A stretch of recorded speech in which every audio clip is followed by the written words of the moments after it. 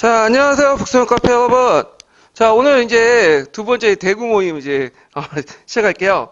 여기 지금 영남대인데요. 이게 영남대가 제가 이제 인연이 깊은 게, 처음 지망 모임을 한 게 영남대예요. 그래서, 그게 10년 전 얘기거든요. 그래서 제 10년 만에 이렇게 다시 돌아와서 영남대에서 이제 강의를 이제 진행을 하고 있어요. 그래서 이번에 대구 모임 보니까 예전 대구 모임보다 좀 더 많이 오신 것 같아요.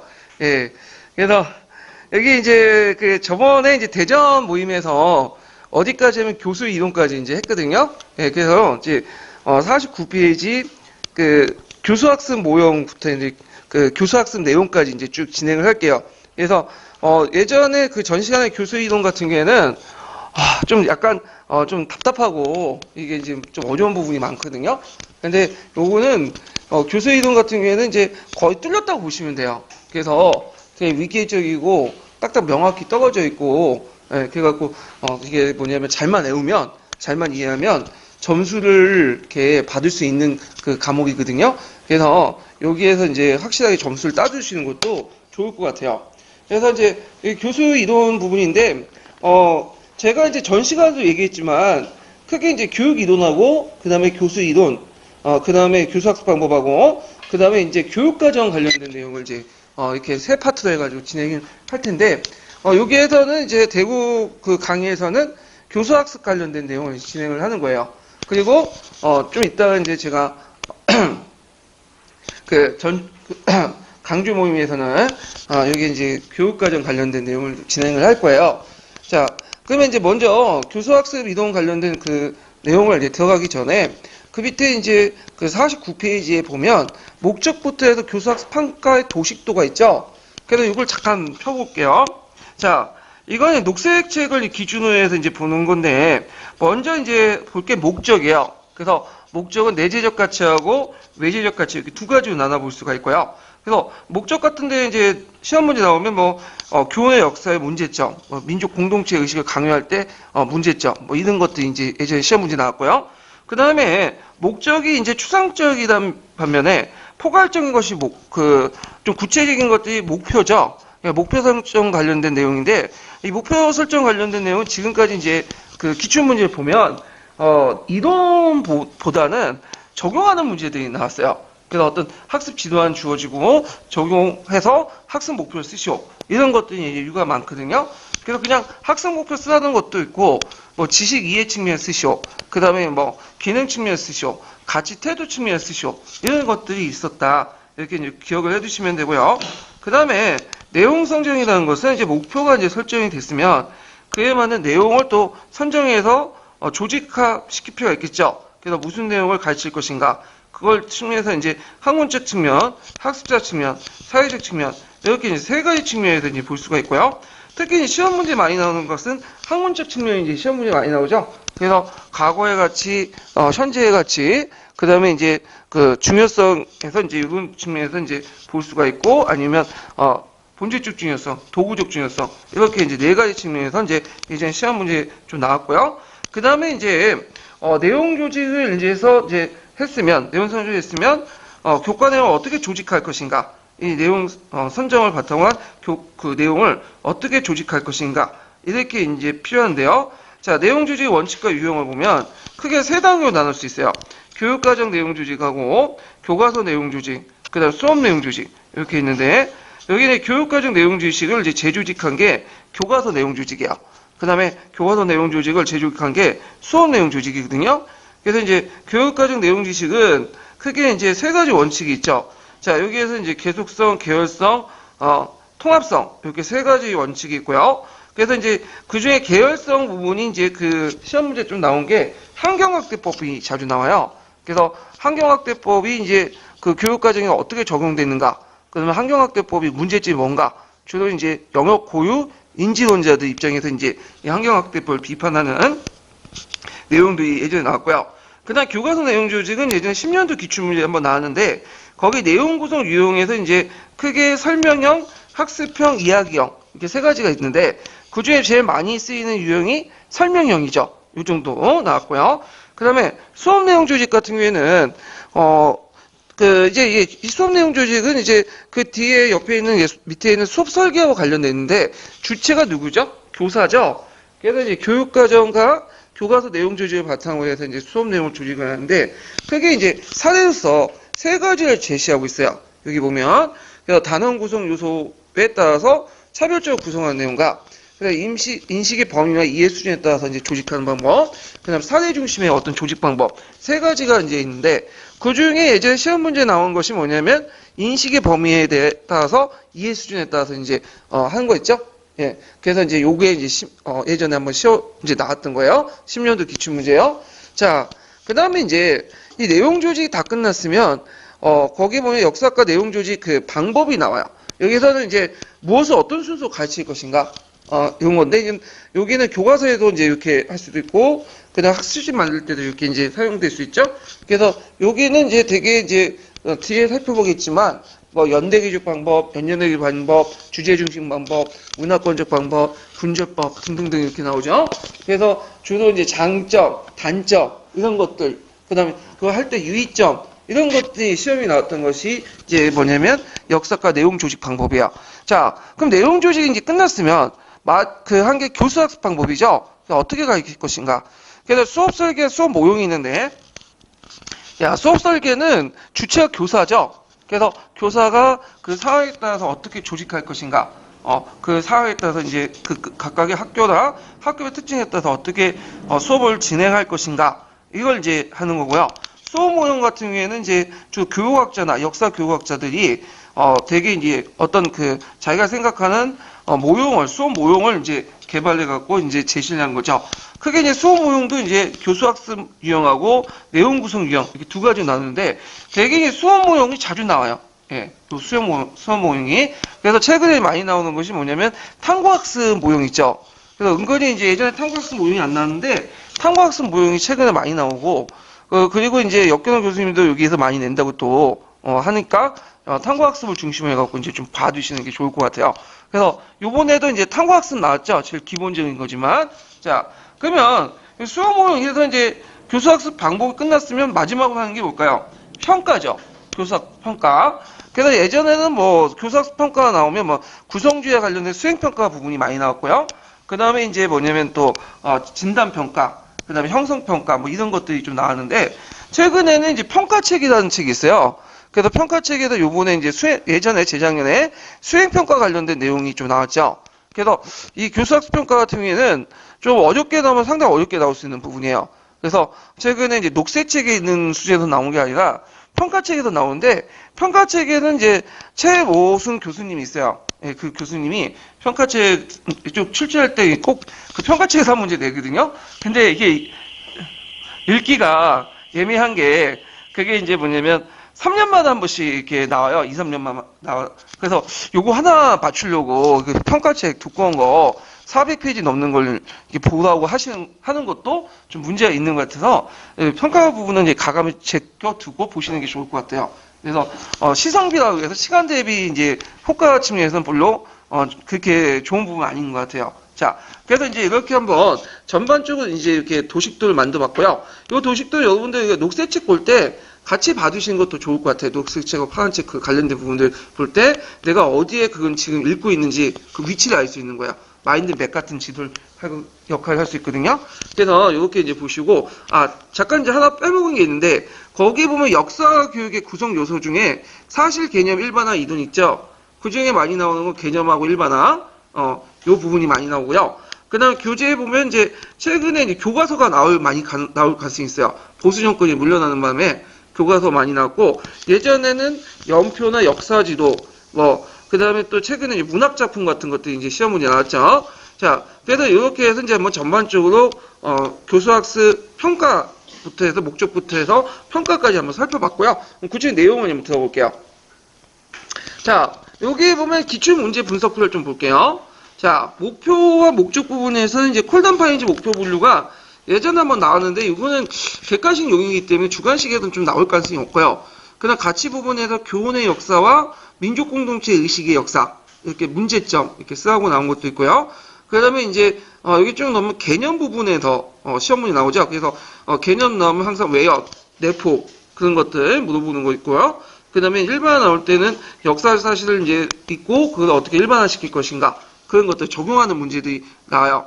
그다음 역사교육 내용 선정과 조직 부분에서는 되게 이제 도구적 중요성과 본질 중요성 자주 나오죠. 예.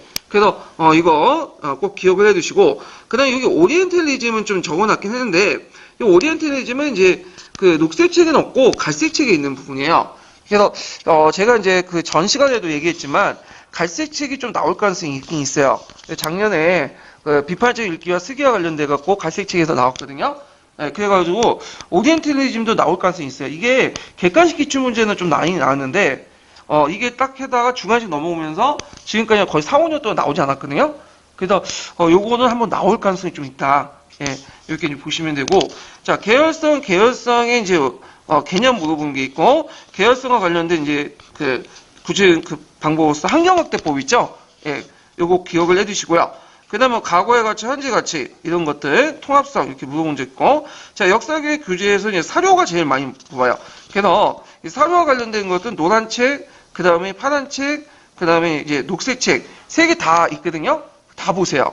다 날라있어. 그래서 노란 책 같은 경우에는, 거의 안 보는데, 이 사료 부분을 봐야 돼요. 왜냐면 사료학습 방법과 관련돼서 노란 책에서 2번이 나왔어. 그 모형이. 그래서 되게 사료학습 모형 나오면 되게 노란책 거를 내더라고요. 그래서 이제 이거 보시고, 그 다음에 역사 지도와 이제 교과서, 특히 이제 최근에 교과서가 이제 많이 나올 수 있다.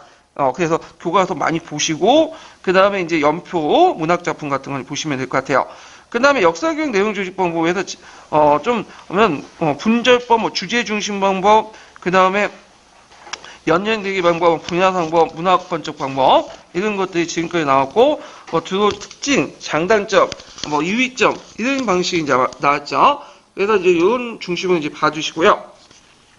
그 다음에 수학 모형과 관련돼서 많이 나오는 건 비교학습이에요. 비교학습. 예. 그래서 되게 보면 이제 비교학습이고, 근데 비교학습은 되게 상당히 많죠. 그래가지고 이제 그 비교학습 안에는 여러 가지 뭐냐면 있는데 되게 특징, 장점, 유의점 이런 것들이 이제 시간 문제 많이 나오고요. 그래서 이제 요번에 이제 예전에 나왔던 것이 이제 유추예요, 유추. 예. 그래서 되게 유추하고 비교학습은 돌아가면서 내더라고요. 그래서 요번에 이제 비교학습 나왔죠. 비교학습. 그러니까 다음엔 또 유추가 나올 수 있어. 그래서 유추도 좀 봐두세요. 예, 요런 것들. 그 다음에 이제 탐구 수업인데, 탐구 수업 요번에 시험 문제 나왔죠. 예, 탐구 수업 요번에 시험 문제 나왔고, 아마 상당히 계속 나올 것 같아요. 그래서 탐구학습 절차 같은 것들 기억을 해두시고, 탐구학습은 이상하게 녹색책에 뺐어요. 근데 파란책은 있어. 그래서 파란책은 중심으로 이제 탐구학습을 자주 보시는 게 좋을 것 같아요. 그 다음에 극화수업 같은 건데, 극화수업도 매번 지금 나오죠. 예. 그래서 극과 수업에 요번에 재작년도 나왔고, 올해도 나왔고, 그러면 재작년, 올해 나왔으니까 안 나오겠지. 그렇게 생각하지 마시고요. 역교도에서 매년 나오는데 습관적으로 내는 데가 있어요. 예. 그래서 그 중에 하나가 극과학습이야. 그래서 극과학습은 다른 식으로 나올 수 있지만 그 주제는 계속 나올 가능성이 있다는 거죠. 그래서 파란 책하고 녹색 책에 있는 내용들, 관련 내용들 파악을 꼭 해두세요. 그 다음에 인문학습은 이제 약간 이제 최근에는 안 나오지만 일단 예전에 좀 나왔으니까 좀 봐두시고, 사료학습 같은 경우에도 상당히 자주 나오는 주제들이죠. 그래서 뭐와 연결해서 보시냐면 탐구학습과 관련돼 갖고 연결해서 보시고요. 그 다음에 문답학습도 자주 나오는 부분인데 최근에는 이게 좀 약간 안 나오더라고요. 이제 객관식 기출문 넘어와서. 그렇지만 나올 가능성이 있으니까 봐두시고, 네 가지 유형이 있죠. 문답학습, 녹색 책에 있는 문답학습 네 가지 유형 파악해두세요. 근데 주제학습도 최근에 시험 문제 많이 나오죠. 그래서 이제 제목, 주제 요소, 주제 선정하는 방법 이런 것들 파악해 두시고, 그다음 토론식 수업과 토익식 수업 이것도 최근에 좀 많이 나오는 거고요. 그 다음에 교실 대화 구조 같은 경우에는 이제 예전에 시험 문제 나왔지만 안 나온 지가 거의 10년 넘었어요. 이것도. 그러니까 한 번 가는 문제 같고요. 그 다음에 이제 수행평가, 형성평가 부분, 요거는 그냥 단독 문제가 아니라 지도안과 관련돼서 나왔고, 나머지 부분은 거의 한두 문제씩 나오는 거예요. 그래서 좀 약간 그 비중이 좀 떨어지는 부분이긴 해요. 그 부분. 자, 그러면 이제 내용을 이제 볼게요. 자, 전 시간에도 얘기했지만 제가 이제 그 내용을 쭉 하나하나 자세히 설명할 수가 없어요. 시간 관계상요. 그래갖고 여기에서는 그냥 이게 중요하다 정도만 넘어가는 방식으로 할게요. 그래서 자세한 내용은 제가 기본 강의, 역교원 기본 강의에서 해놨거든요. 그래서 이제 그걸 참조해 주시고요.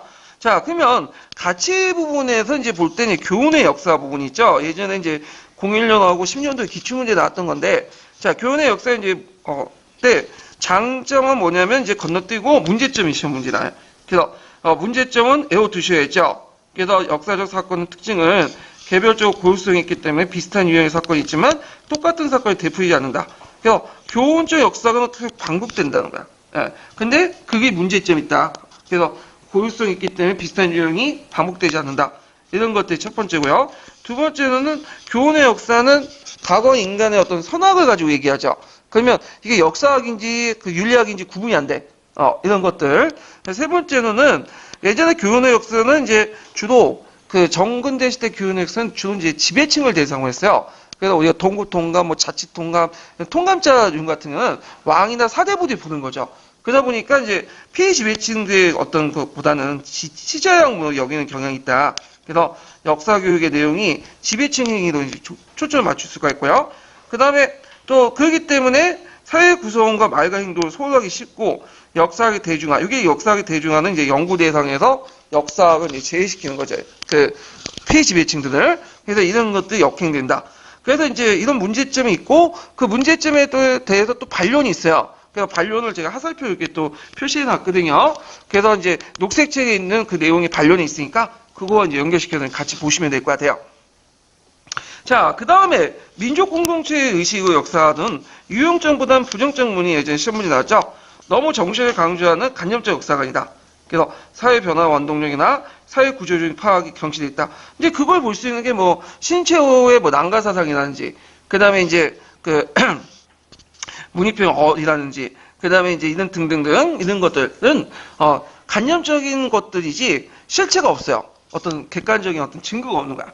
그래서 1920년대, 30년대 민족을 어떤 끌어들이는데 원동력이 될 수 있어도, 단합을 시키는데 원동력이 있어도 이것은 사회병정 원동력이나 사회구조를 파악을 경시하고 너무 간접적인 어떤 방향만 나갔다. 정신만 강조하죠. 그래서 이런 것들이 문제가 있고요. 그 다음에 이제 두 번째로는 자기 민족의 정통을 지나치게 미화하고 수치스러운 역사를 도외시해서 올바른 역사관 형성을 저해시키고요. 그 다음에 배타적 감정을 표출하고 실용적 각오를 너무 강조한다. 그래서 무엇이 민족의 정체성인지 규정하기 상당히 힘들다는 거죠. 예. 그래서 예를 들었고, 뭐, 보면 일본 사람이 뭐 평화를 사랑한다. 이런 책도 있더라고요. 근데 우리가 전혀 동의할 수 없죠. 그런 말들은. 예. 그래서 이런 게 이제 그 어떤 문제점, 민족 공동체의 어떤 부정적인 면들 꼭 두세 가지 좀 외워두시고요. 그 전에도 이제 얘기했지만 이제 공부해 두실 때 뭐 문제점 딱 쓰라고 하면 되게 요즘에 보니까 채점하기 편하게 한 가지 쓰는 게 많아요.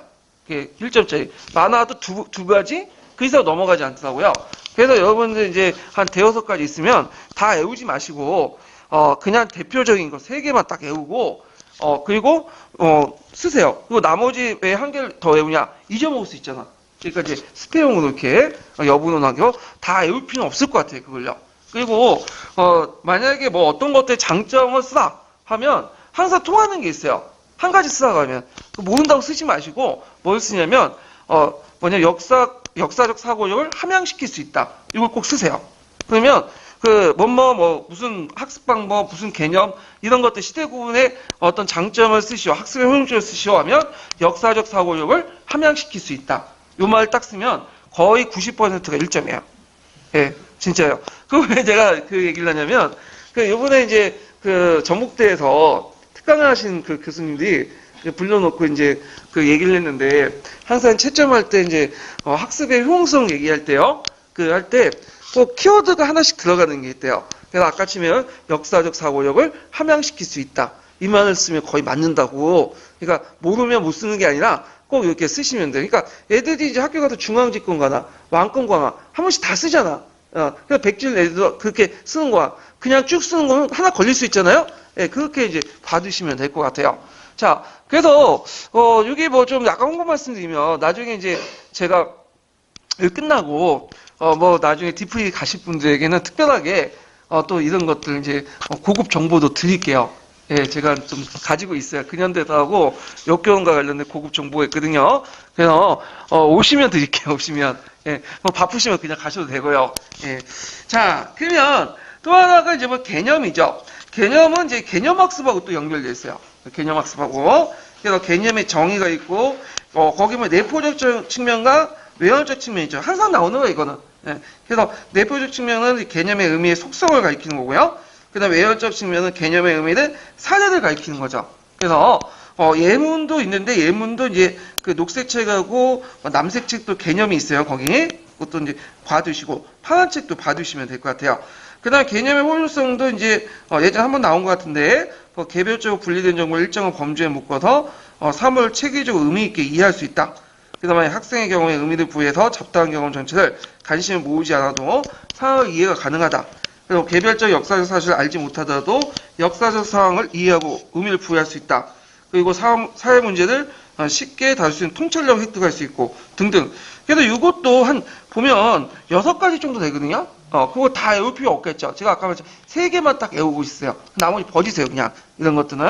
자, 그 다음에 이제 거기에 이제 장점이 있고 뭐 단점이 있고 근데 요때 장점은 앞에는 그냥 개념의 효율성의 전반적인 내용이고요. 이게 장점은 뭘 관련된 내용이냐면 개념도 여러 가지 종류가 있어요. 그 중에 이제 사회과학적 개념이 있어요. 그러니까 사회과학에서 자주 쓰이는 개념이 있죠. 뭐 인플레이션, 디플레이션 그런 것들, 권력, 권위 이런 것도 역사학에서 많이 차용해서 쓰잖아요. 이럴 경우에 어떤 장점이 있느냐? 이것도 있어요. 그래서 요거는 이제 각 시대의 사회 구조 및 성격이나 사회 변동 요인의 설명이 가능하고요. 그다음 사회과학적 개념구는 역사학의 전이가 가능하고 역사학서부터 현재 이해가 가능하다. 이렇게 이제 보시면 되고 그 다음에 단점을 이제 보면 단점 예전에 시험 문제 나왔죠. 개념을 너무 강조할 경우에 어떤 문제점이 있냐. 자, 과거 개별 사실의 고유한 특성과 의미를 규명을 못하고 역사적 사실보다 개념과 일반을 목적시하고요. 그 다음에 역사교과의 중심 개념이 명료하지 않으며 역사교의 개념, 고유의 개념이 별로 없었다. 이런 것들을 쓰시면 될 것 같아요. 자, 그 다음에 일반화인데, 일반화는 시험 문제 자주 나오는 게 뭐냐면, 이제, 그 어떤 역사적 사실들이 주어지고, 그 역사적 사실들을 일반화시키시오. 이렇게 적용하는 문제들이 좀 나왔어요. 그럴 경우 항상 뭘 찾으시냐? 관계를 찾으시면 돼요. 네. 그래갖고, 2개 이상의 형상 사이의 관계가 지어주는 게 일반화죠. 남자와 여자가 여자가 있다는 일반화가 아니고, 남자와 여자가 결혼한다는 일반화가 되는 거죠. 그래서 예전에 이제 어떤 그 문제가 나왔냐면, 어떤 이제 조선후기 때 그 역사적 사실도 쭉 나열돼 있어요. 그리고 그 역사적 사실을 일반화시키시오. 그러면 당황하지 마시고 항상 거기에 차는 관계시켜주는 관계 개념을 찾으시면 돼요. 그래서 뭐 조선후기 때 뭐 이제 상포시장 경제의 발달, 그 다음에 뭐 그 당시 이제 서민문화 발달 등등등 해놓고 뭘 쓰셔? 그 조선후기의 근대적 모습 이렇게 쓰시면 되겠죠. 조선후기의 어떤 근대적 어떤 지향을 보이고 있다 이렇게 쓰시면 돼요. 이런 것들 근대 지향점 이런 것들 방향 이런 것들이 관계죠. 그래서 여러 가지 다양한 사실들을 묶을 수 있는 관계를 찾아갖고 뒤에다 딱 한마디 목을 박으시면 이게 일반화가 되는 거예요.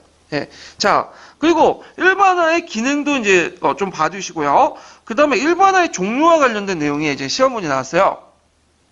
그래서 일반화 종류 같은 경우에는 대개 일정한 시기와 지역에 제한된 일반화. 예. 그래서 이제 범위가 좁고 차원이 낮아 쉽게 이해할 수 있고 구체적인 거죠. 동학농민운동은 반제국주의, 반봉건 농민운동이었다. 그 다음에 시대와 지역을 초월해서 적용할 수 있는 보편적 일반화. 좀 더 초상적이고 보편적인 성을 갖고 있죠. 그래서 과거 사실에 대한 역사의 견해는 자신이 살고 있는 시대 한계에 따라 영향을 받는다. 이것도 이제 전반적인 그 수학적인 일반화죠. 이런 내용들 파악을 해두시고요. 그래서 예전에 이거와 관련된 것이 객관식 기준에 나왔기 때문에 있고요. 총괄 개념은 어디에 속했어요? 총괄 개념과 일반화는 이거는 보편적 일반화가 아니라 제한된 일반화죠. 이렇게. 자, 그 다음에 그 뒤에 이제 구체적 사실과 일반화 개념 간의 관계는 상보적 관계인데 구체적 사실은 이제 개념과 원리는 구체적 사실의 의미를 부여하죠. 그래서 뭐 자유주의, 민족주의는 프랑스 대혁명, 7월혁명, 2월혁명, 이탈리아 이런 것들이 의미를 부여할 수 있고요. 그 다음에 이제 여기 보면 이제 그 구체적 사실은 개념과 원리에 뭘 시켜주죠? 정당화 시켜주죠. 그래가지고 여기 뭐 28선언, 3.1운동, 60만세 운동 등등을 이제 독립운동 이런 식으로 구체적 사실을 정당화 시켜줘요. 예, 그래서 만약에 구체적 사실이 빠질 경우에 개념과 원리만 있으면 이거는 공모해야죠. 의미가. 그런데 거꾸로 그 개념과 원리가 없이 구체적 사실만 쭉 나열되면 뭐가 되겠어요? 의미 없는 사실이 나열해요. 그래서 둘 간의 관계가 어떤 관계인지 그리고 하나가 빠질 경우에는 어떤 것들이 이제 그 의미가 그 문제점이 있는지 이런 것도 같이 기억을 해두세요. 예, 이거는 기출문제 안 나왔지만 제 생각에 나올 가능성이 되게 많아요. 이 부분은. 자, 그 다음에 중요성의 기준 보죠. 중요성의 기준은 이제 그 많은 역사적 사실 중에 어느 것을 이제 선택을 해갖고 봐야 될 것인가. 이게 이제 때 어떤 중요성의 기준이 필요한데, 그래서 녹색책 기준에 보면 되게 학문적 중요성, 그 다음에 학술자 중요성, 사회적 측면에서 중요성 이렇게 나왔고, 한번 예전에 2차 문제 때 학문적 중요성, 그 다음에 사회적 중요성, 학술자 측면에서 전반적으로 포괄적인 문제를 많이 물어봤어요. 근데 되게 이제 그 제한된 형태로 물어볼 때는 도구적 중요성하고 본질적 중요성 이런 것들 많이 물어봐요. 그래서 이제 그 학문적 측면의 원리에서 이제 도구적 중요성, 본질적 중요성, 현재의 가치, 과거의 가치 이렇게 있는데, 도구적 중요성에서는 후의 사건들이나 오늘날 우리 사회에 미치는 영향력이 큰 사건을 선택할 때 적용하죠. 이게 핵심 키워드가 뭘까요? 영향이죠, 영향. 무조건 영향 들어가면 도구적 중요성 쓰시면 돼요. 그래서 얘가 본질적 중요성인지 도구적 중요성이 헷갈린다. 그러면 어차피 본질적 중요성 되게 추상적인 거예요. 근데 영향이라는 것은 상당히 구체적인 거죠. 영향 들어가면 이게 도구적 중요성이고, 영향이 아닌 것은 뭐죠? 본질적 중요성이야. 이렇게 구분을 해주시면 되고, 그리고 이제 도구적 중요성과 본질적 중요성에 관련돼서 예전에 논란책 예문 시험문이 나왔어요. 프랑스 대혁명 있죠? 프랑스 대혁명의 도구적 중요성과 본질적 중요성이 뭔가? 문제 나왔죠. 그 다음에 이제 그 과거의 가치와 현재의 가치가 있는데, 요것도 예전에 객관식 때 나왔어요. 그러니까 예전에 장학사들 문제 낼 때. 그래서 현재의 가치를 너무 강조할 경우에는 그 당시 이제 그 실용적 역사관에 빠져서 역사적 사실의 선택과 해석의 기준이 오로지 목적에 대한 적합성만 찾는다. 그리고 그 역사적에 중요한 사건을 현재 관련 없다 외면할 수 있고요. 그 대표적인 게 뭐 그 중국의 동국공준 사업이나 일본의 한국사관 이렇게 볼 수가 있죠. 과거의 가치 같은 경우에는 과거에 의한 과거 연구에 머물게 되고, 현대인들의 의미 있는 통찰력을 제공하지 못한다. 그래서 현재의 가치와 과거의 가치를 너무 강조할 경우에는 뭐냐면 어떤 문제점이 있는가, 이런 것들이 예전에 시험문이 나왔으니까 좀 기억을 해두시고요. 그러면 만약에 문제에 도구적 중요성, 그 본질적 중요성, 과거의 가치, 현재의 가치 중에 어떻게 하면 어떻게 해서 그 문제를 그 네 가지 기준 중에 어느 것을 이제 적용해가지고 내용 선정하시오. 이렇게 하면 어떤 식으로 문제 해야겠어요? 네 가지 가치 기준에. 그거는 네 가지 가치 기준을 다 적절하게 믹스시켜 쓴다. 이렇게 쓰시면 돼요. 특정 가치가 아니라. 그래서 도구적 중요성, 본질 중요성, 현재의 가치, 그 다음에 과거의 가치를 다 믹스해갖고 쓰면 돼요. 예, 적용해서. 예, 적절한 걸 써가면 그냥 네 가지 다 해가지고 쓰면 돼요. 그래서, 요거는 뭐, 1차 시험뿐만 아니라 면접이나 이렇게 물어볼 때, 극단의 흐르면 안 돼. 딱 중간에 있어야 돼. 그래서 양쪽을 다 포용하는 그런 것들을 하면 되죠. 예, 되게 그런 걸 학교에서 되게 원하더라고요. 예, 그래서 여러분들 답안을 쓰실 때도 이렇게 이제 쓰시면 될 것 같아요. 자, 그 다음에 이제 예전에 뭐 버스트의 중요성이 잠깐 한번 나왔고, 그 외에도 이제 학술학 측면의 원리인데, 예전에 한번 2차 때 한번 포괄적으로 물어본 게 있어요. 학술 측면.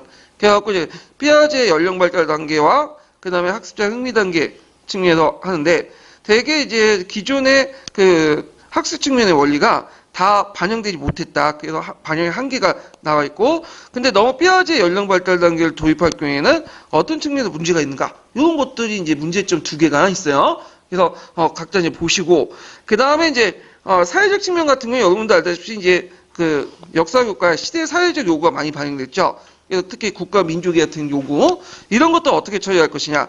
근데 이제 여기에서는 뭐 무조건 반영하지 말자 그런 게 아니에요. 예, 반영은 하되 어디에 범위에 뭐냐면 그 본질적 그 어디에 범위 안에서 역사 교육의 어떤 내재적 가치가 모순되지 않은 범위에서 반영하자. 요 내용 정도 있어요. 그래서 요거는 사회적 측면과 그냥 학습자 측면은 앞에 있는 학문적 측면보다는 좀 잠깐 좀 떨어져요. 빈도가. 그래서 이거는 그냥 앞에 것 좀 하시고 좀 시간 남으실 때 봐주시는 게 좋을 것 같아요. 요 부분들은요. 자, 그 다음에 이제 뒤에 넘어가서 역사교육의 내용 조직을 볼게요. 자, 역사교육 내용 조직은 항상 기억을 해두셔야죠. 이건요. 예, 한 번씩 매년마다 나와. 나올 때 이제 봐두실 특징, 장점, 단점 이렇게 꼭 봐두시고 가끔마다 유의점도 있어요. 분조법 같은 거 유의점 같은 것도 있거든요. 예, 유의점도 같이 봐두세요. 유의점도. 그래서 이제 요거는 제가 그 기본 강의 교재에 이렇게 장점, 단점 이렇게 해갖고 정리 쭉 했으니까 외우고 들어가시는 게 좋을 것 같아. 이거는요. 그래서 파란 책에도 있고 녹색 책에도 있어요. 이 부분은. 자, 연대기 방법도 예전에 시험 문제 나왔는데 연대기 방법 가감 뗐어요. 요즘에 연대기 같은 거는 이제 취급 안 하더라고. 강의식, 연대기 이런 것들은 고리타분한 이제 취급을 안 하고 되게 신기하고 뭐 시험적인 것들, 좀 선진적인 것들 이제 취급하는데, 자, 그 중에 하나가 연년내기 방법이에요. 자, 연년내기 방법은 어떤 방법이냐면,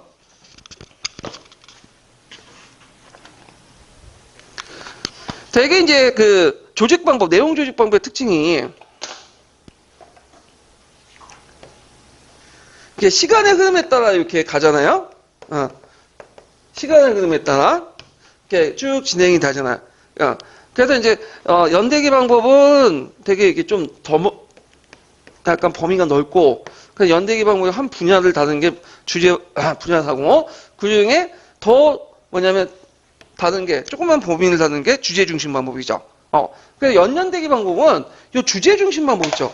특정한 부분을 이제 하는. 그래서 이제 나중에 설명할 주제 중심 방법 두 개가 있어요. 하나가 이제 발전 계열법이 있고, 그 다음에 행적 조직 방법이 있죠. 행적 조직 방법.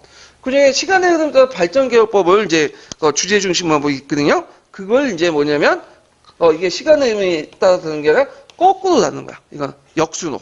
예. 그래서 발전 계열법, 주제 중심의 발전 계열법을 역순으로 다루는 게 연연대기 방법이에요. 그러면 출발점이 예전에 그 조직 방법은 항상 과거에서 출발하죠. 시점이. 그러면 여기에서 출발점은 어디일까요? 과거가 아니라 여기 현재야. 현재. 그래서 현재가 여기 있으면 역순으로 해가지고 이렇게 다루는 거야. 이해되시겠죠? 그래서 지금 현재 기준에 10년 전 다루고 20년 다루고 30년 전 다루고 이게 이제 연연대기 방법이다. 그러다 보니까 현재의 문제에 초점 맞추기겠죠? 그리고 현대 문제를 이제 다루기 위해서는 뭐가 필요해? 현재 문제에 사회과학이 많은 지식이 필요해. 이런 것들이 특징을 가지고 있는 것이 연연대기 방법이고요. 연연대기 방법도 예전에 한번 기출에 나왔어요. 그래서 나올 가능성이 좀 있어. 그래서 장점은 뭐냐면 아까 전에 현재를 기준으로 이렇게 다루기 때문에 현재의 문제에 대한 통찰력을 가질 수 있다. 그리고 현재와 과거 사이의 관련성을 인식시킬 수 있죠. 그래서 이제 영화를 보면 여러분들 박하사탕 아시죠? 설경구 나오는 그래갖고 설경구가 이제 90년대 망가진 모습들이 보여. 근데 이제 얘가 왜 망가졌는가? 그런 것들을 이제 순차적으로 보여주죠. 역순으로. 기차가 이제 흐르는 반대 방향으로 역순으로 해가지고 알려주는데, 결국에 얘가 망가진 그 원인이 어디에 찾고 있어요? 그 순수했던 설경구가. 그 당시 이제 강주 민주화 운동을 진압하는 과정에서 겪었던 트라우마. 거기에서 찾아내죠. 예. 그래서 이제 아픈 현대사를 보여주고 있잖아요. 그러니까 결국에는 그 기준이 뭐다? 현재다. 그리고 현재를 통해서 그것이 왜 형성된 과거를 통해서 연결시켜준다. 그래서 이제 이게 상당히 중요하다는 걸 좀 기억을 해두시고.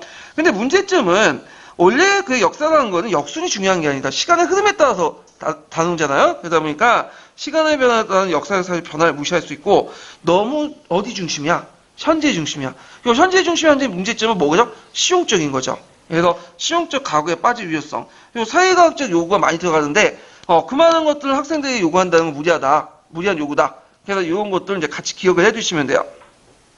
자, 그 다음에 주제 중심 방법은 뭐냐면, 주제 중심 방법은 어떤 특정한 주제를 가지고 파는 거예요. 특정한 주제는. 그래서 이제 논리적 사고가 필요한데, 두 가지 이제 단원 조직 방법이 있고, 종족 조직 방법이 있고, 행적 조직 방법인데, 되게 종족 조직하고 행적 조직이 많이 나와요. 종족 조직은 시간의 흐름에 따라서 어떤 특정한 주제를 파는 거죠. 예를 들어서 뭐 교통의 발달, 뭐 바퀴의 발명, 번섬, 증기기관, 자동차의 발명 이런 것도 있죠. 행적 조직은 뭐냐면 동시대 주제만 파는 거야. 한 곳만. 그러다 보니까 이제 뭐 18세기, 뭐 19세기 때 산업혁명 이것만 파는 거죠. 자, 이 두 개를 합쳐갖고 이제 주제 중심 방법을 한다. 예, 보통. 그 다음에 이제 장점과 단점 있죠. 그거 외워두세요. 예전에 기출문제 나왔던 거죠. 예. 그래서 장점은 문제를 집중적으로 살펴볼 수 있으며, 주제를 다양한 시기와 관점에서 인식할 수 있고, 체계적이고 일관성 있게 파악이 가능하다. 그리고 주제 중심 방법의 한 특징은 탐구학습과 관련된 탐구학습. 예, 탐구학습. 그래서 탐구학습의 유리한 환경을 조성함으로써 역사적 사고를 육성시킬 수 있고, 그 다음에 역사적 논리를 반영하여 핵심 개념과 원리를 파악하고 싶고, 그 다음 종족 시대의 변화에 대한 동시대 역사를 형상을 고착시킬 수 있다. 그래서 이제 종쪽 학습 방법과 이제 관련돼 갖고 종쪽 조직 그러니까 발전 개혁과 관련돼서 이제 내용이고요. 단점은 너무 한 곳에 파기 때문에 주제와 관련 없는 내용들은 도외시할 수 있죠. 이런 것들. 자, 그래서 이제 이런 것들은 쭉 쓰시면 될 것 같아요. 그래서 뭐 학생의 관심과 흥미와 반영이 없고 학문적 내용을 강조하기 때문에 되게 구성이 없다. 왜냐면 한 곳에 파기 때문에 어려워. 전반적으로 살펴보는 게 아니라. 자, 이런 등등을 이것도 이제 한두 가지 정도 외워서 쓰시면 될 것 같아요. 그 다음에 문화권적 방법을 볼게요. 문화권이라는 것은 예전에 이제, 근데 요게 이제 교육과정에 반영이 됐죠. 교육과정에. 그래갖고 이제 보면 되게 문화권은 이제 두 가지 측면에서 볼 수 있어요. 근데 이게 칠판이 별로 안 좋네. 아이고. 문화권은 두 가지 측면에서 볼 수 있는데,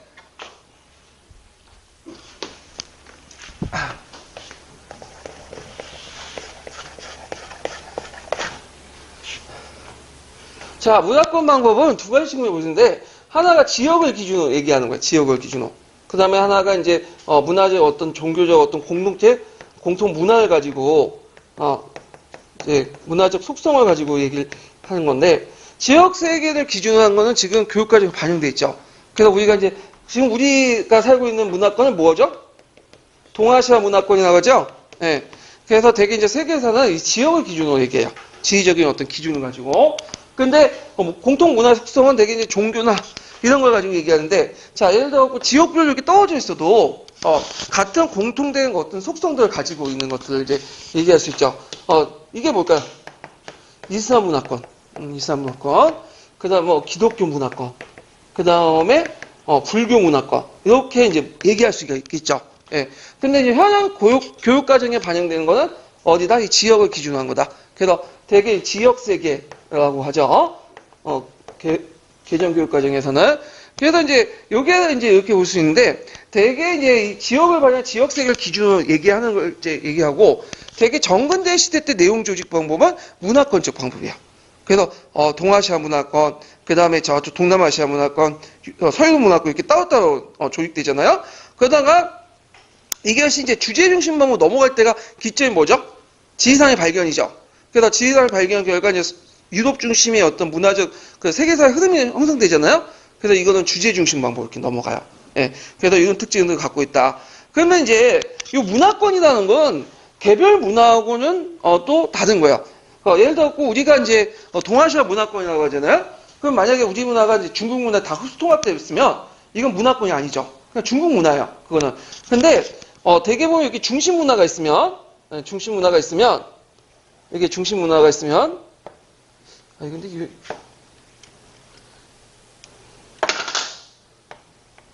이게 중심 문화가 있으면 이 중심 문화의 영향을 받는 무슨 문화가 동시에 존재하고 있죠? 주변 문화가 있죠? 주변 문화. 그래서 예를 들어 이제 우리나라 그 동아시아 문화권의 중심 문화는 어디예요? 중국이죠, 중국.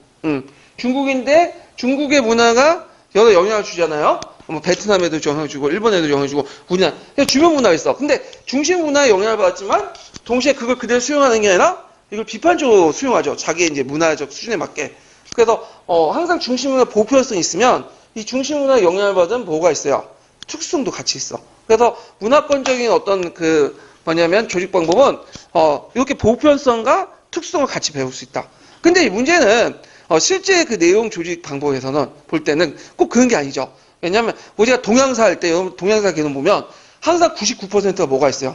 중국사죠. 그러니까 대개 보면 중심 문화만. 그래서 보편성을 강조하고 특수성을 무시하는 그런 것들이 있다. 그래서 원래 취지대로는 운영되지 않는다. 이런 문제점이 동시에 있죠. 자, 그래서 이제 이 문화권적 방법은 장점, 단점 꼭 기억을 해두세요. 그래서 잡다한 사실들보다 체계적이고 일관성 있게 파악할 수 있고 특수성과 보편성을 파악하는 과정에서 아까 역사, 사고, 신장을 다 들어간다고 했죠?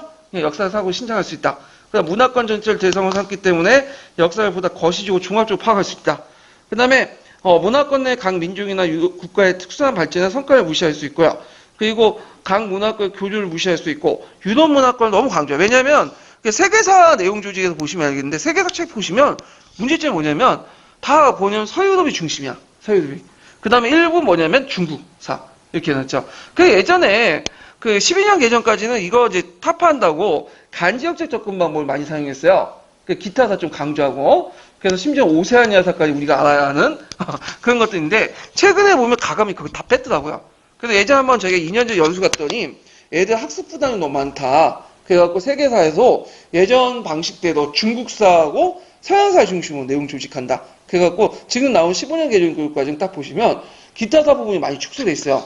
예. 그래서 어떤 분들은 계속 15년 개정 교육과정 봐야 되냐. 지금 교과서가 세계사 동아시아사 있잖아요. 동아시아사는 모르겠는데 세계사는 보지 마세요. 진짜 많이 서양사 중심으로 돼 있어. 중국사나. 근데 그 서양사 중국사라는 게 우리가 보고 있는 개론 수준에서 더 못 미쳐요. 애들 수준이기 때문에. 그러니까 우리가 이제 세계사 책 보는 것이 기타사 좀 보려고 이제 하는 건데 기타사 부분이 많이 없어졌어. 그래서 이거 문제가 지금 있다고 해서 지금 또 많이 비판이 있어갖고 몇 년 뒤에 없어질 것 같아요. 이것도 다시 개정이 돼갖고요. 그래서 예전에 이제 전 시간도 얘기했지만 개정 교육 과정 있잖아요. 그 개정 교육 과정은 보지 마시고요. 15년 개정 그 과정 있죠? 보지 마시고 뭘 보시면 예전에 1차부터 해서 7차까지 교수 요목기 있죠? 거기에서 거의 낼 것 같아요. 보니까요. 요번에도.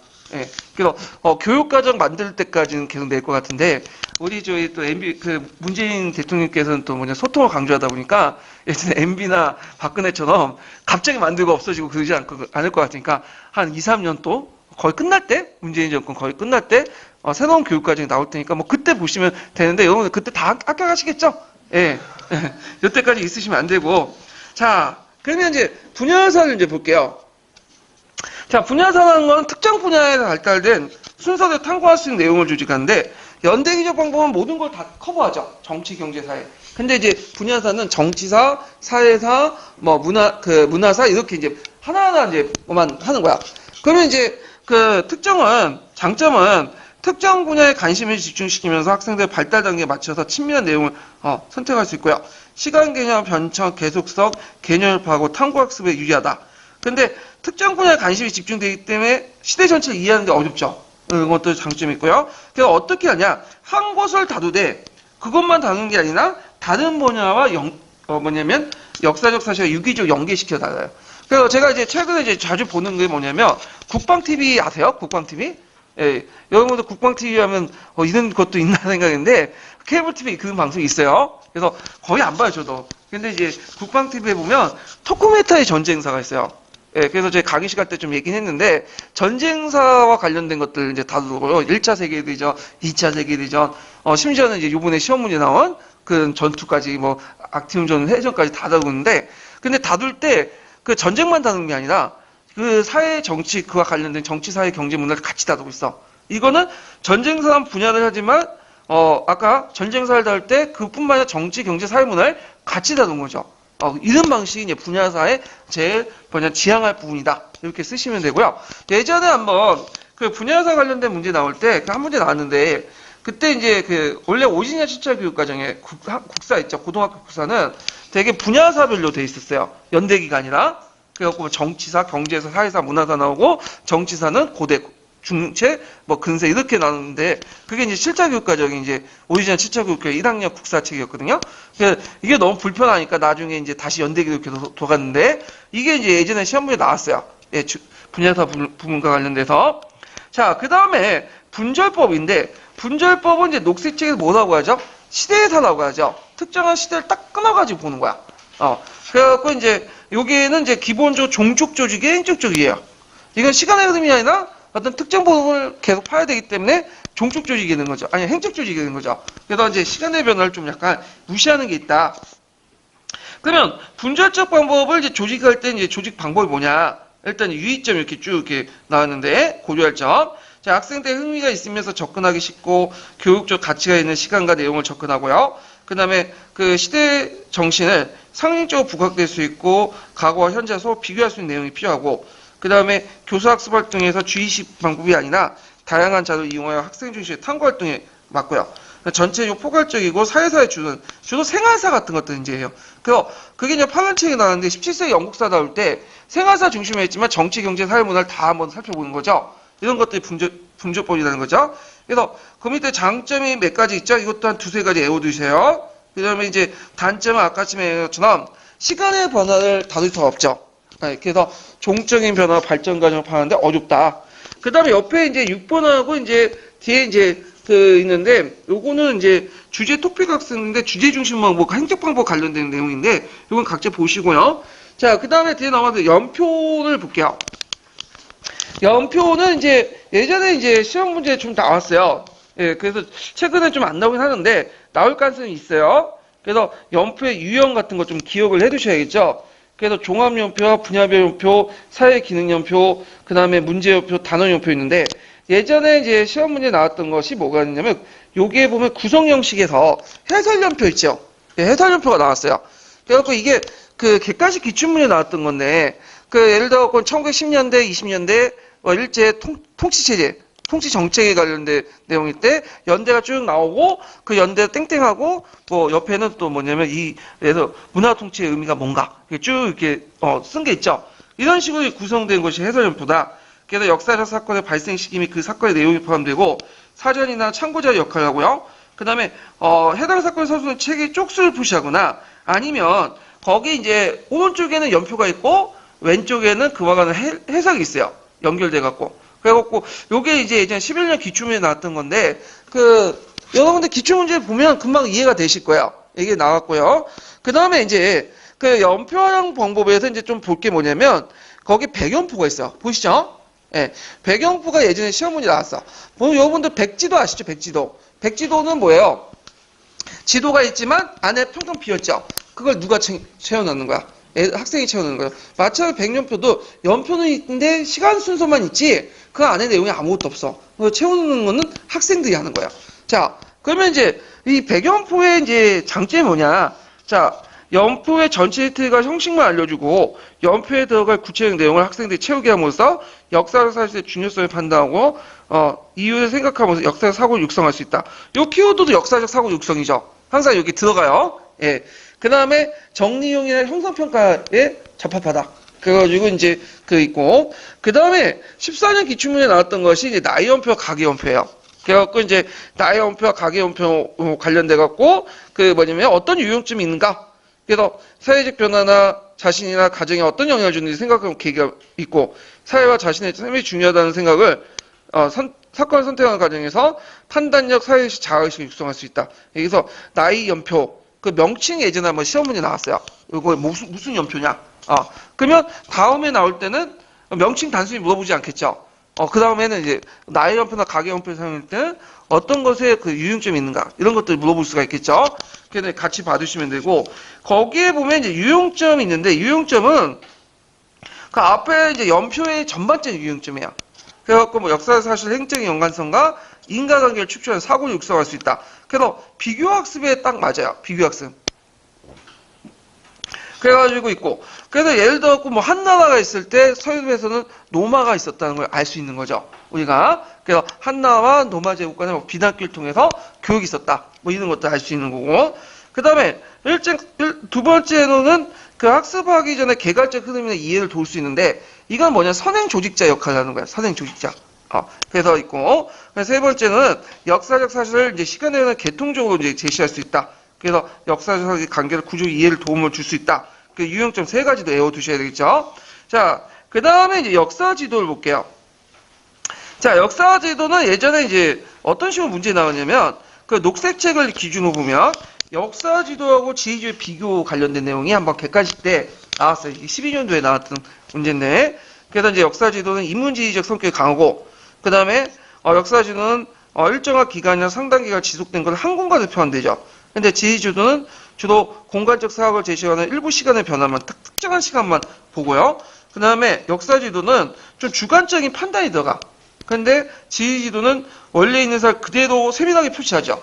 그렇기 때문에 이런 차이점이 있다. 그래서 역사지도와 지휘도의 차이점 꼭 기억을 해두시고요. 제가 모의고사나 뭐 총괄평가에 많이 여기 집어넣었어요. 문제 풀면서 익히시는 것도 좋을 것 같아요. 예. 자, 그 다음에 역사지도의 유형점이 또 활용이 세 가지 나오죠. 그래갖고 이제 첫 번째 유형이 역사적 사실의 지휘적 파악. 그래갖고 뭐 어떤 특정한 사실의 위치가 있는 거 파악하는 거죠. 그래서 뭐 살수 대접할 때 우리가 이제 청천강 이런 것들 위치 파악하는 거, 이 첫 번째 유형이죠. 일정한 공간이나 관련된 역사 변화를 시간적 계통적으로 파악하는 데 도움이 주는데, 이건 예를 들어 갖고 뭐 삼국 간의 세력도나 아니면 6.25 전쟁 때 뭐 전선이 왔다 갔다 하는 거, 임진왜란 때 왔다 갔다 하는 전선들, 그래서 이제 파악할 수 있는데, 근데 6.25 전쟁이 이제 예를 든 게 이게 있어요. 6.25 전쟁 전선을 왔다 갔다 하는 사실들을 볼 때 이 한 지도에 들어가면 어떻게 해? 너무 복잡하죠. 그걸 뭐냐면 4개나 5개로 해서 나눠서 제시할 수 있다. 그래서 이제 이런 것들이 이제 있으니까 좀 기억을 해두시고, 그 다음에 한 지도를 통해서 이제 역사적 사실에 대한 파악이 유용한 거죠. 그래서 학생들 역사적 사고를 유도할 수 있는데, 거기 이제 보시면 뭐가 나오죠? 이게 이제 그 녹색책에 있는 내용인데, 거기에 보면 뭐와 관련된 내용이냐면 대동민을 어떻게 이제 수송할 것인가. 근데 대동민의 수송 지역뿐만 아니라 거기에 보면 인류 지역도 나오죠. 그 다음에 어디에 조창이 있는지 그런 것들을 이제 파악할 수 있죠. 그래서 한 곳을 하나만 아는 게 아니라 이걸 통해 여러 가지 사실도 알 수 있는 역사지도 이렇게 이제 보시면 되고요. 그래서 이걸 통해서 이제 뭐냐면 학생들 역사적 사고를 유도할 수 있다. 자, 예전에 12년 기출문제 나왔던 거고요. 그 다음에 그게 기은, 니은, 디귿이 있는데 이게 좀 약간 편집이 잘못됐는데, 이거는 이제 세 번째 유형의 밑에 관련된 내용이 아니라 전반적으로 이제 지휘지도를 이용했을 때 어떤 것들이 유용점이 있는가, 요거 관련된 내용이야.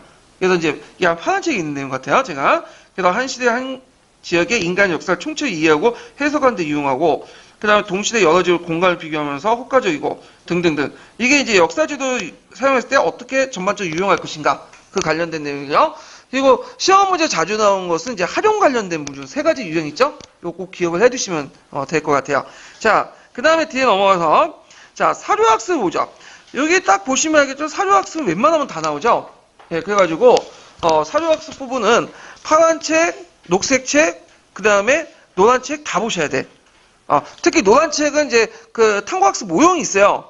그게 2문제에 나왔거든요. 그 노란 책에 있는 것들 파악을 해두세요. 자, 사료학습은 이제 접근법이 예전에 2문제 나왔죠. 그래서 분산적 접근 방법과 단원 접근 방법 이렇게 있는데, 분산적 접근 방법은 필요할 때마다 그냥 수시로 이용하는 방법이야. 그래서 예를 들어 그 왕건할 때 우리는 훈요 10조 이용하죠. 그 다음에 그 성종이 이제 일단 시무 28조 이용하고 이런 식이죠. 근데 이제 단원 접근 방법은 사료학습 자체를 단원으로 설정해요. 그래서 이제 그걸 통해서 특별한 사료학습 모형이 필요한데, 그것을 이제 필요할 땐 단원 접근 방법이야. 그래서 여기 보통 연중 4번에서 6회, 그러니까 1년 단위로, 그래서 한 해당 그 2-3시간, 3시간 정도 이렇게 해서 단원 접근 방법 했다. 그래서 사료학습이 필요한 그 접근 방법이다. 그래서 예전에 이제 그 분산적 접근 방법하고 단원 접근 방법 요거 나왔으니까 그 개념 차이 좀 기억을 해두시면 되고요.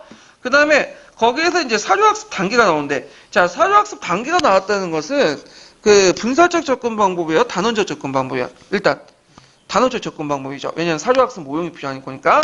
그래서 사료학습 모형이 2개가 있어요. 하나 녹색 책에 있는 내용하고, 그 다음에 또 하나가 노란 책에 있는 내용인데, 녹색 책에 있는 내용은 지금까지 한 번도 안 나왔어요. 그리고 나온 거 2번 나왔던 것이 예전에 사료학습 단계, 그 노란 책에 있는 거야. 그래서 단계 위치, 그러니까 단계에서 각각 단계에서 무슨 것을 해야 되나. 그래서 사료학습 단원 선정과 자료 설정, 2단계 진단 검사, 관심도, 흥미도, 기준 학습도, 그 다음에 3단계 지도계획, 목표 설정, 과제 분석, 사료 준비, 지도안 작성.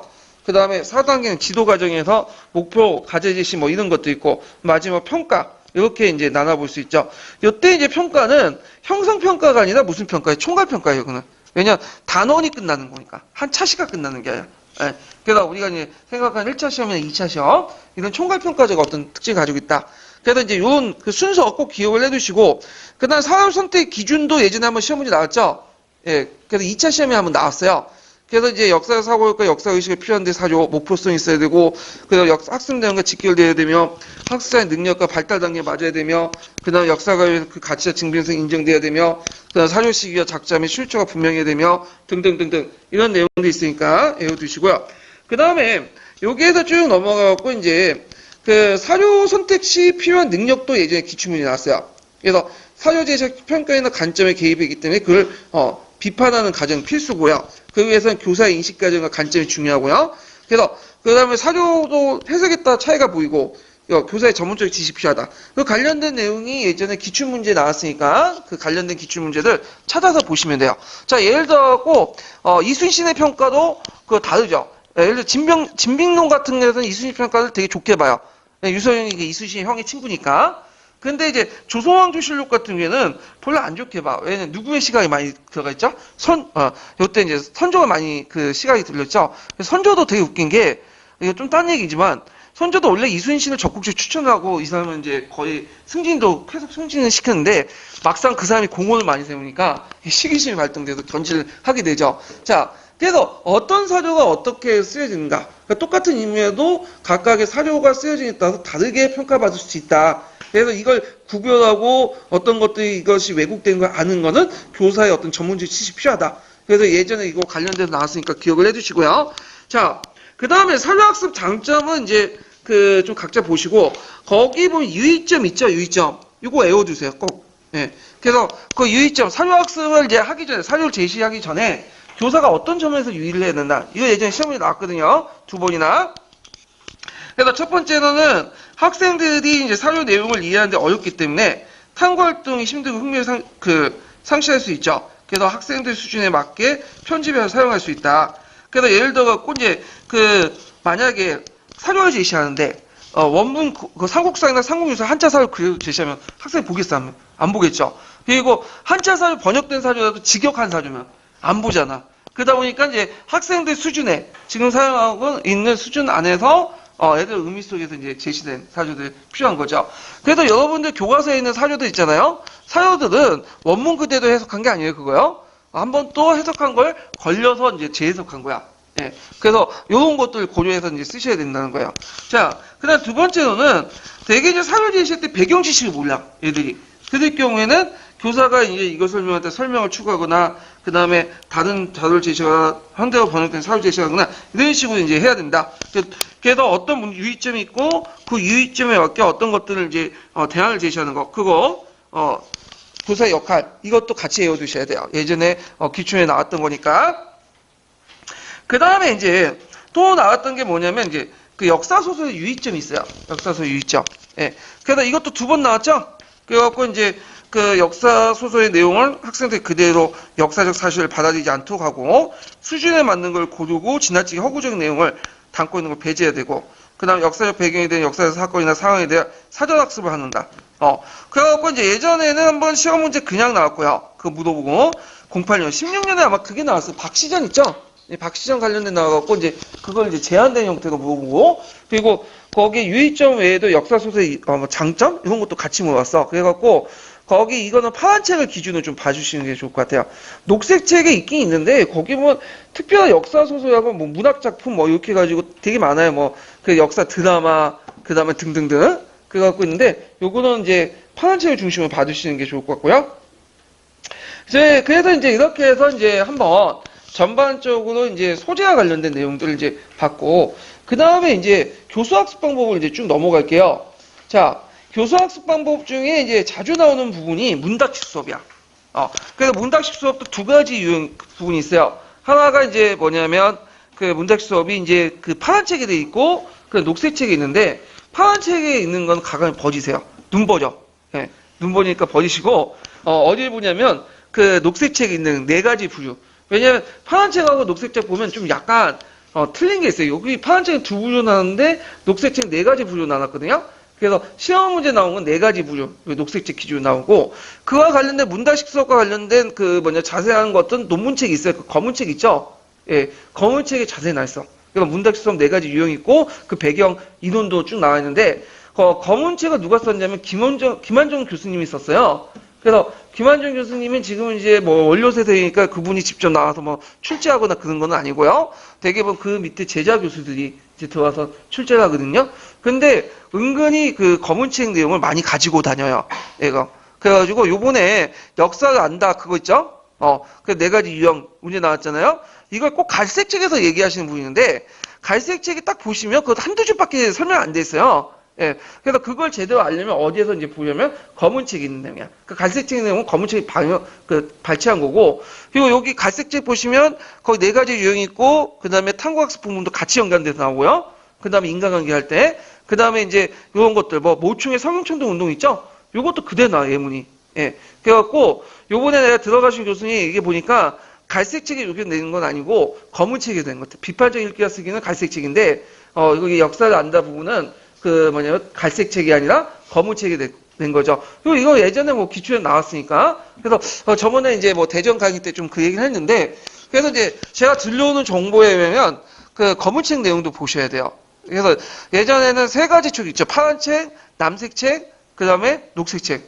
근데 최근에 이제 작년에 비판적 읽기와 쓰기 볼 때 갈색 책 나오고, 그 다음에 검은 책 있죠. 검은 책 고수도 이제 그것도 이제 들고 다닌다고 하더라고요. 근데 이제 검은 책을 다 보기에는 시간 낭비가 좀 있긴 있어요. 쓸데없는 내용도 많고.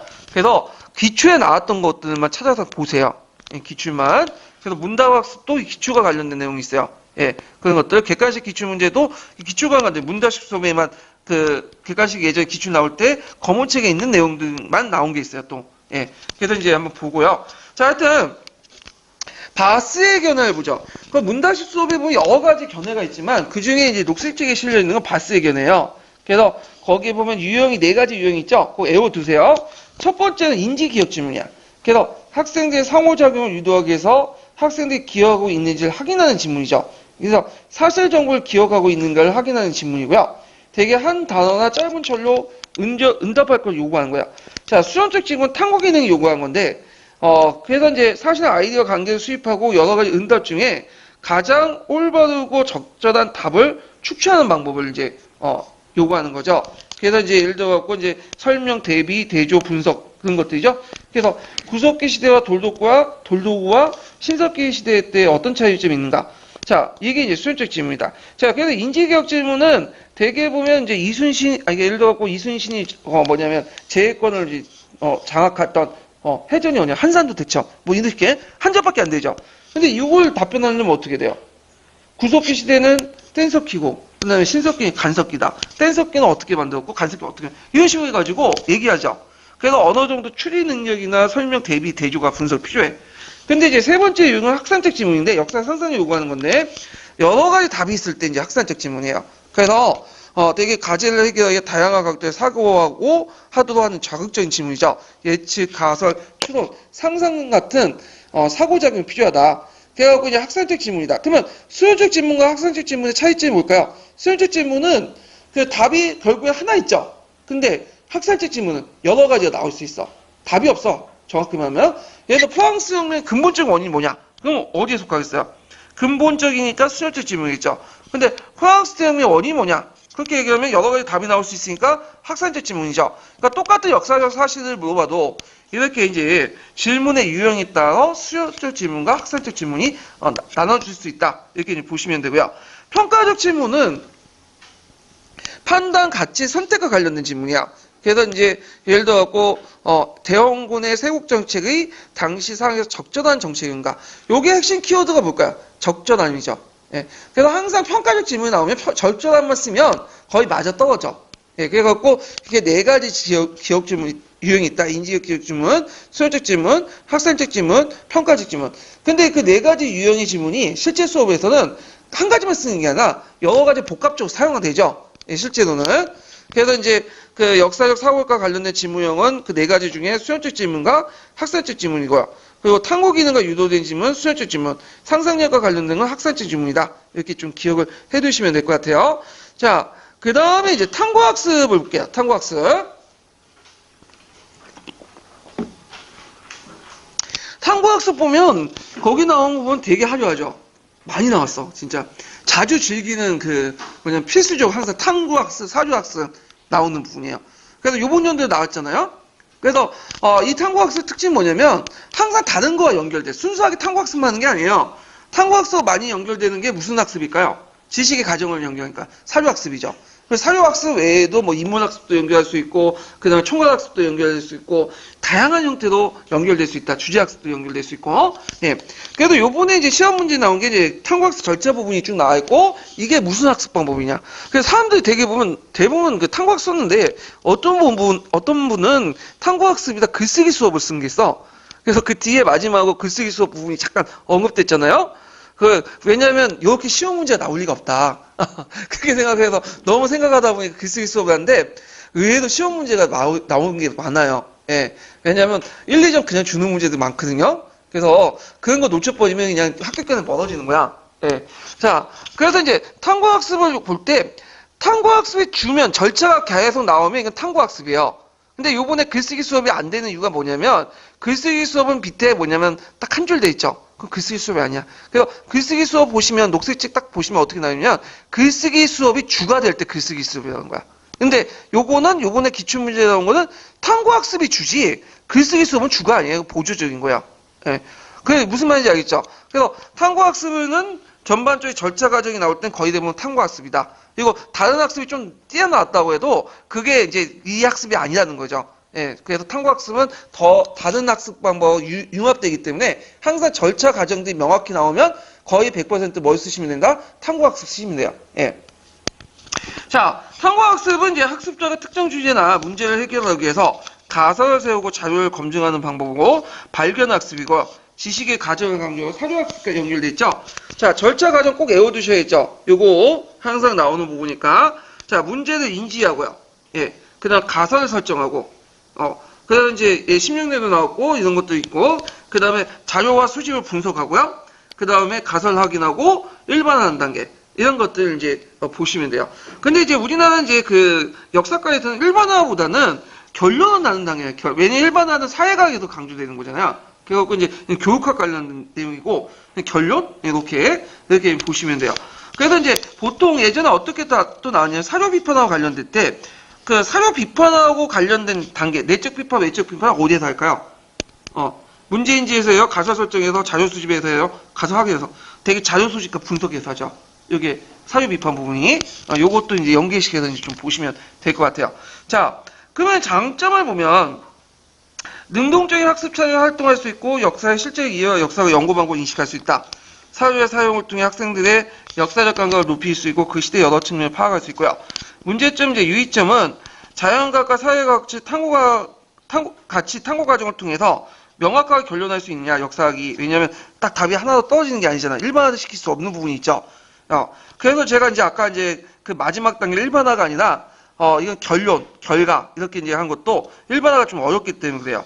그 다음에 탐구 수업을 하려면 배경 지식과 학습 능력이 상당히 뛰어난 학생이 할 수 있는 거죠. 그 다음에 이제 그 학생들의 학습 과정과 역사가 연구 과정이 동일한가. 왜냐면 그 역사가들이 뭐 사료학습을 통해서 탐구학습을 통해서 뭐 하는데 그 모든 학생들이 뭐 이걸 할 필요 없겠죠. 왜냐면 모든 학생들이 역사가 될 필요는 없잖아요. 예. 그 다음에 이제 역사적 사실 지식을 소홀할 수 있고 내용보다 가정을 지나치게 하고 등등 이런 문제점이 있다. 이게 이제 공인형 기출문제 나왔는데 그래서 어떤 분은 이 내용이 어디 있냐고 물어보신 분 있다고. 파란 책 없어요, 이 내용들. 장점, 단점. 어디 나왔냐면 이거는 이제 그 차경수 님이 쓰는 게 있어요. 교수님이. 그 차경수 우리학과 관련없고 일반 사회과 관련돼 갖고 그래서 거기 탐구학습 방법이 있어요. 거기 있는 내용이에요. 탐구학습 방법. 그래갖고 그 예전에 공인형 같은 경우에는 어디 갔냐면 이때 제가 그때 시험 봤는데 공인형까지만 해도 일사과하고 같이 봤어요.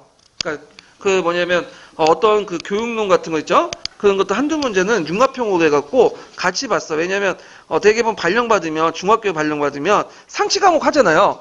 그러다 보니까 GD 1사 뭐 이런 걸 대비해갖고 같이 한두 문제씩은 공유하는 문제도 있었거든요. 그게 이제 03년부터 없어지게 됐는데 요때 나왔던 문제이기 때문에 이제 아마 일반 사회과 쪽으로 해가지고 나왔던 거예요. 그래서 제가 이제 처음에 공부할 때는 역교원 책도 받고 파란책 책도 받고요. 그때 노란책밖에 없으니까 노란책 받고 되게 일반 사회 차경수 책도 같이 봤어요. 이런 책도. 그래서 이제 요때는 이거 나온 거니까 뭐 그렇게 이제 보시면 되고 제가 그래서 장점 단점은 안 나올 것 같아요. 유의점 같은 경우에는 책이 지금 나와 있는 게 아니고 절차 과정만 좀 기억을 해주세요. 절차 과정만. 예. 그래서 이제 이렇게 해서 탐구학습 받고요. 그 다음에 이제 토너학습은 좀 쉬었다가 이제 이건 진행을 할게요. 예.